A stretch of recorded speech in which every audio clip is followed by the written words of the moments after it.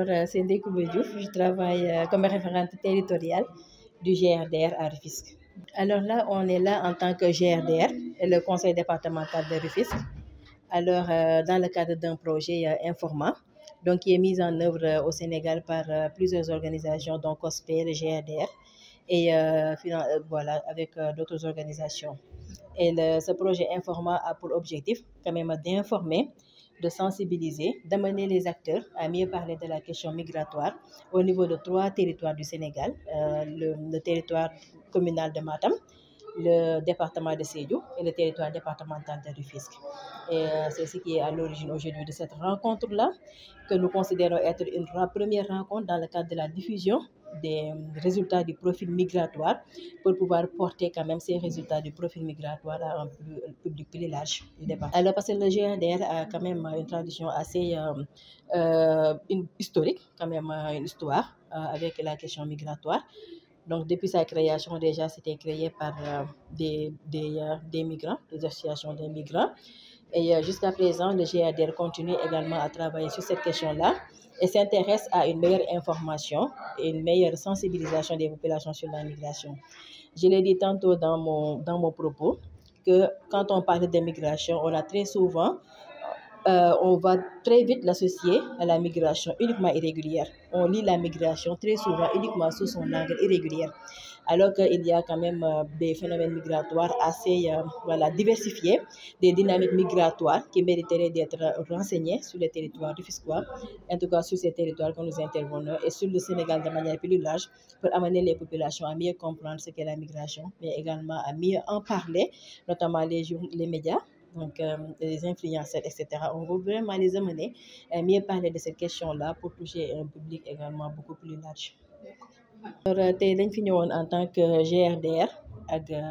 waa conseil départemental de Rufisque doon ànd également ak waa commune de Bargny ñu nekkoon di def benn activité boo xamante ne dafa jëm ci xamal nit ñi nekk ci biir département bi li nga xam ne moom mooy li ñu tuddee profil migratoire. Dafa nekk benn document boo xam ne dañ ko élaboré woon. Léegi nag mu demoon ci biirum dynamique migratoire yi donc bokkoon ci benn projet bu ñu tuddee Informa mu nekk projet boo xam ne dafa jug pour mën a informer nit ñi sensibiliser leen amener les personnes à ce que ñu wax de façon beaucoup plus juste sur la migration. Ñu gën a xam luy migration ci biir département de Rufisque bañ biñ ne migration rek ñu gaaw wax ne migration irrégulière ci la bokk kenn mënu koo nier. Il faut que ay action am pour ñu mën a jàppale ndaw ñooñu nga xamante ne ñoom ñoo nekk ci migration boobu noonu mais en même temps ñu bëggoon invité nit ñi pour ñu gën a xam ne que migration bi nekkul rek irrégulière am na ay acteurs de la diaspora ñoo xam ne ay Rufisquois lañ nekk ci biir territoire bi di fi def ay action yoo xamante ne di participer à leur manière ci développement bu département de Rufisque te nit ñi xamuñu ko. Loolu lañ gënoon bëgg a won ndaw ñi wan leen am na ay opportunité won ko également ñi nga xam ne ñoom ñooy décideurs locaux yi le conseil départemental les collectivités territoriales pour ñoom ñëpp ñu xam ne migration war nañ ko mën a tey jël comme mu doon ressource comme ni nga xamante ne yeneen ressource am nañ ci seen biir gox bi ñu considérer ko comme ressource comme ni ñu considérer suuf comme ressource comme ni ñu considérer les ressources minières comme ressource comme ni ñu considérer également ndox comme ressource ak yeneen xeetu ressource ñu jàppee noonu migration xool naka lañ gën a mën a profiter ci li nga xamante ne moom mooy migration pour construire quand même seen développement économique et social. C'est un pôle économique de l'État sénégalais. Donc la jeunesse devait se voir utile à son département,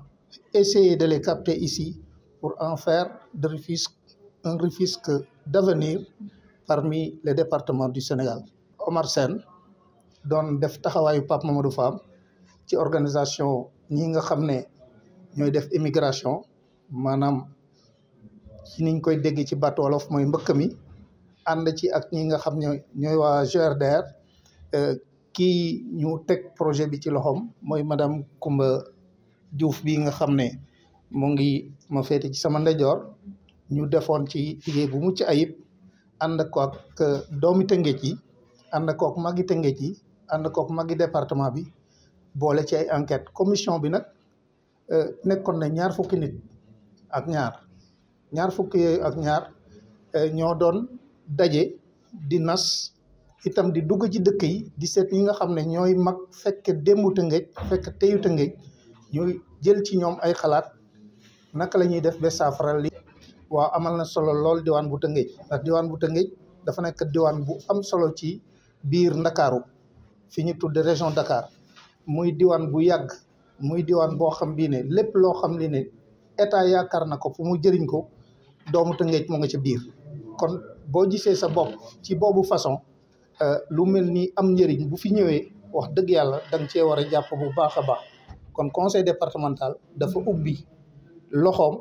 ubbi boppam ubbi ay mën-mënam yëpp pour que ñun ak waa GRDR ñu def résultat parce que ci cadre projet migratoire bi itam yemul rek ci ay wax ni xam naa ne ñoo ngi tënk benn livre boo xam ne bu paree dafay mel ni xalaatu Tëngéej yëpp a ngi ci biir livre boobu nag bu paree ñun dinañ ko jéem a jëfee mën na ci juddoo sax ay projet parce que léeg-léeg nga gis xale boo xam bii ne dajale ba am juróom-benn million mu jël yëpp def ko ci gaal gi soit mu dem réussir wala mu dem mu échec te itam bu fekkee xale boobu amoon na encadrement bu baax ak juróom-benn million yooyu bu ci liggéeyee ñaari at ñetti at di nga ko gis fanweer million donc ñàkk waxtaan moo ne ci biir te kenn du am sa ndaw réew nga koy négliger ndax bu ëllëgee doo am koo yónni loolu mooy li nga xam ne mooy li ñu yenu te mu diis ci suñu bopp lool ndax taxawaay bi ñu def nii Tëngéej gépp la ñuy waxal Tëngéej gépp lañ ko taxawal te bu ñu sañoon département Rufisque mu gën ci département yi comme fu mu génn rek moom la ñuy tudd ndax façon bi ñuy organiser woo ak suñu coopérants yi nga xam ne ñoo ñu jàppale su ko defee loolu daal ñu ngi ciy bëgg bu baax a baax di leen sant aussi waa média bi parce que tam yéen a ñuy assister yéen ay jotal suñu kàddu ñu féliciter rajo yi fi nekk yëpp waaye nag ñu ngi leen di féliciter bu baax a baax di leen gërëm di leen sant. def ay message yoo xam ne dañ koy destiné à la jeunesse parce que département bi li si génn mooy département bu attractif la parce que projet état yi gis nañ ko mais surtout seen département population bi dafa jeune ay xale lañ ay xale yi ñoo si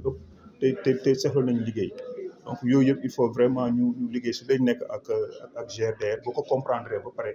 nga jéem a seet nag ay solution pour suivre loolu waaw.